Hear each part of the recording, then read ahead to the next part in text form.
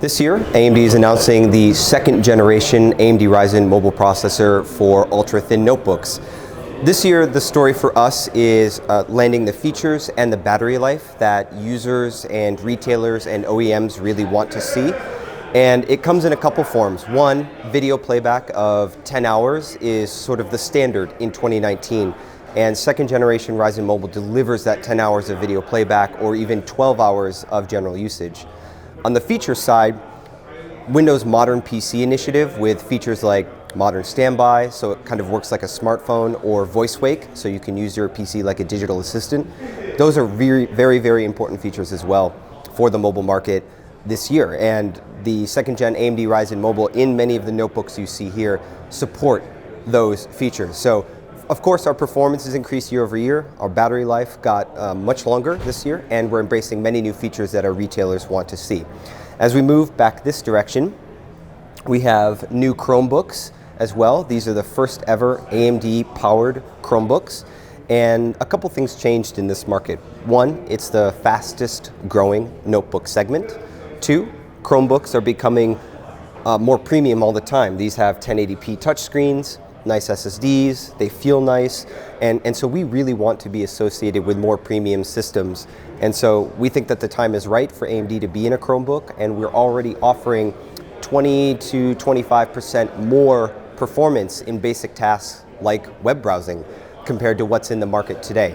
So if you look at the complete spectrum of notebooks, we have entry level with Chromebook, we have new gaming notebooks with Asus, and then we have, of course, our partners producing new ultra-thin notebooks based on second gen Ryzen Mobile.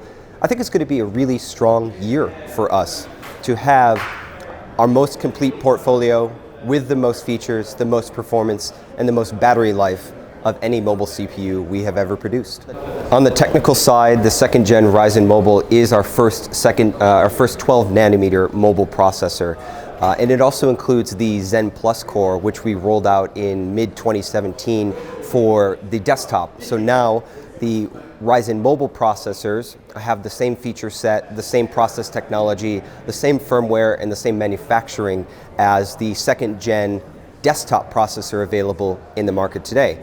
That helps us a lot in battery life, especially idle battery life when someone is reading a document online. And then inside the 3000 series, we are of course announcing a full stack of products, and there are three that are worth, I think, pointing out. At the entry level, where a lot of volume is in the market, we have our first Athlon processor with Zen cores for the mobile market. We call that the Athlon 300U.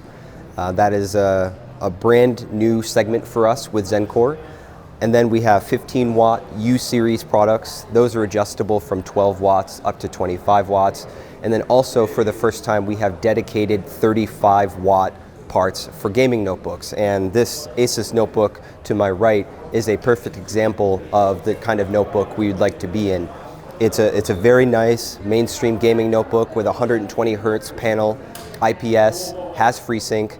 And so AMD's ambitions in the gaming market start in 2019 for notebook, and those 35 watt dedicated gaming parts, the Ryzen 7 3750H and the 3550H, will really help us make that start strong. So 12 nanometer, new for us, Zen Plus, new for us in the mobile market, longer battery, and then those new entry-level Athlon CPUs, those high-end gaming H-series 35 watt parts, and then the 15 watt U-series make up our full Ryzen 3000 series stack.